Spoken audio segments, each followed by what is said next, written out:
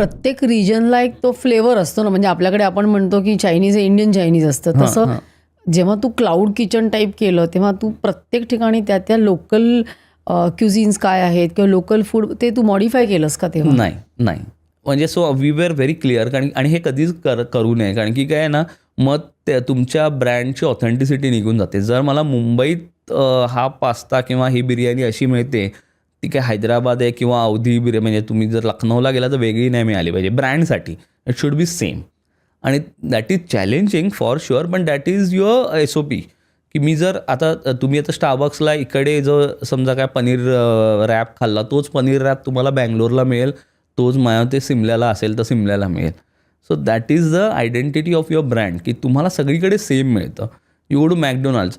एक खूप चांगलं मी ऐकलेलं की मॅकडोनाल्ड्सला काय बेस्ट फ्राईज किंवा बेस्ट बर्गर असतं असं नाही, पण ते सेम फ्राईज तुम्हाला कायम मिळतात, तेच सेम बर्गर कायम मिळतं. सो यू नो की हे इथे हेच मिळणार आहे. That is why you go to McDonald's or might be Starbucks or any of the brands, की बाबा ते बेस्ट आहे असं नाही आहे. पिझ्झा, डॉमिनोचा पिझ्झा इज नॉट बेस्ट, पण तोच पिझ्झा तुम्हाला दिल्लीला पण मिळेल, तोच काय समजा पनीर कुठला आहे पिझ्झा एक्झाम्पल, तोच तुम्हाला समजा कलकत्त्याला पण मिळेल. So that is the identity of a brand, की सगळीकडे सेम फूड मिळतं. सो ते म्हणजे आमच्याकडे आता जसं वडापाव होता, तर वडापावचं मिक्स वगैरे आमचं सगळं सेट असायचं, ते आम्ही सगळीकडे पाठवायचो आणि सगळीकडे सेम वडापाव मिळायचा. म्हणजे आमच्या वायझॅकला पण वडापाव मुंबईसारखाच मिळायचा आणि दिल्लीला पण मुंबईसारखाच मिळायचा. हां, मेन्यू फरक पडतो, कारण की तिकडे लोक माईट बी वडापाव जास्त खातात, इकडे कमी खातात. आता इकडे कॅफेमध्ये आपण वडापाव नाही खाता, आपण बाहेर गाडीवर जास्त प्रिफर करतो because it is more tastier.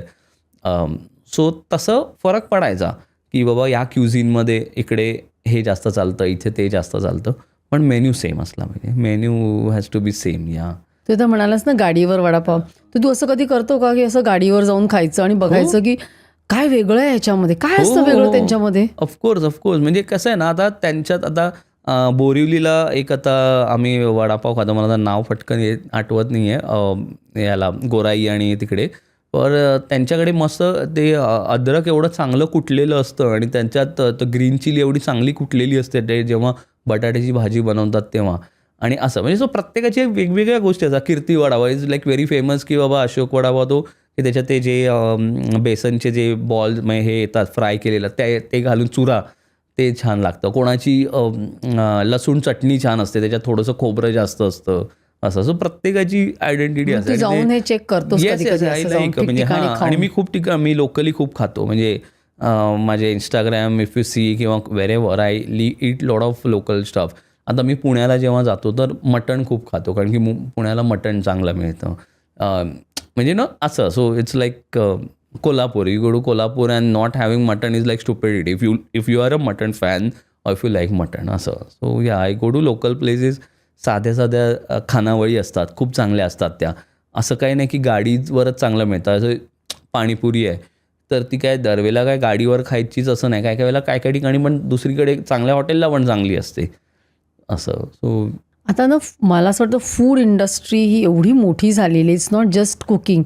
तर ते मध्ये मी एका रेस्टॉरंटमध्ये ते गॅस्ट्रॉनॉमिक म्हणून काहीतरी निघालं आहे, की ते पाणीपुरीचं पुरी असं ते फ्लेम लावून ते फ्रीज करतात आणि त्याचा गोळा करतात. तर असे काय नवीन तू इनोव्हेशन्स काय काय करतोस, म्हणजे जे कन्व्हेन्शनल डिशेस आणि त्याच्यामध्ये अशी काय करतोस का innovations? I keep doing it. म्हणजे काय काय सूप्स आहेत, सॅलड्स आहेत किंवा स्टार्टर्स आहेत, जेव्हा गरज असते. जसं काय काय जेव्हा मी रेस्टॉरंट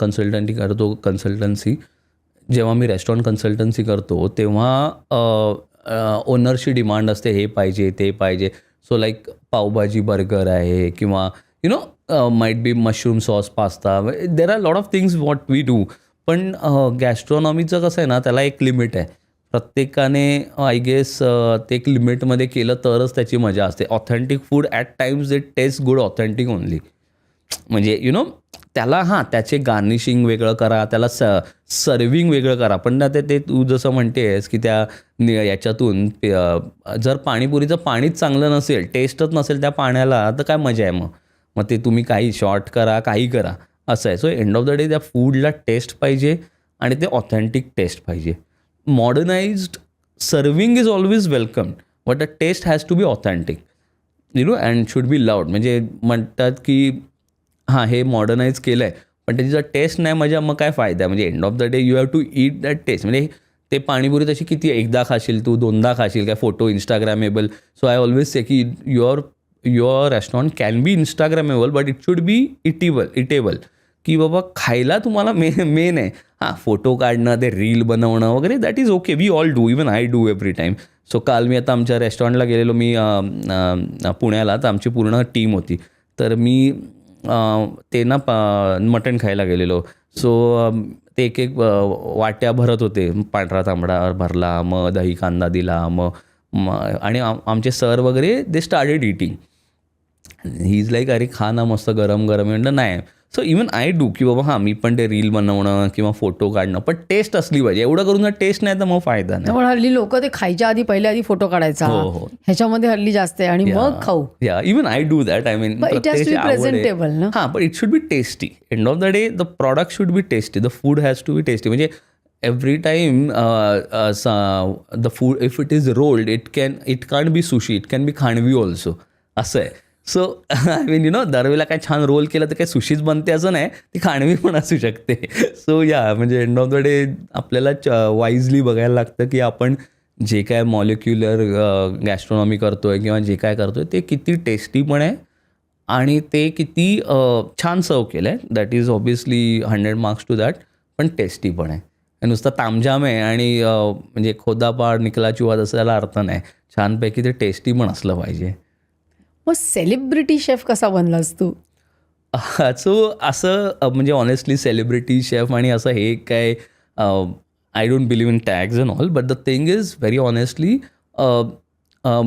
इंस्टाग्राम आणि फेसबुक आणि ह्या गोष्टी social media I started using more for work purpose. आणि दिस वॉज बॅक इन 2014 और समथिंग जेव्हा फेसबुक आणि इंस्टाग्राम इन आलं.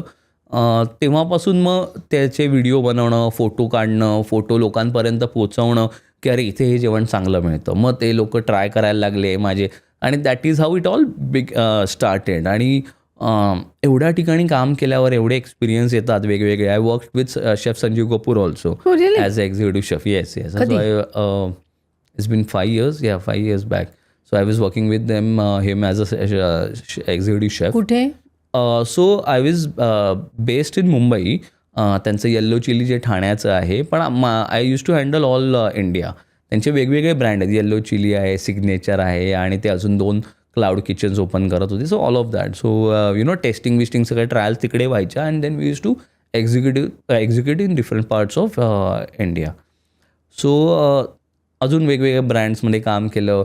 सो तो जो एक्सपिरियन्स होता तो सगळा एक्सपिरियन्स मग तो शेअर पण केला पाहिजे लोकांपर्यंत. There are lot of people who wants to understand how things work, how the food is made किंवा कुठल्या रेसिपीज वगैरे. हे लोकांकडे खूप क्वेश्चन्स असतात आणि एव्हरी टाईम गुगल किंवा यूट्यूब तुम्हाला असं ते आन्सर देत नाही. You have to like particularly you have to talk की हां हे कसं करता येईल, मग शेफ हे कसं करता येईल. And that how it started.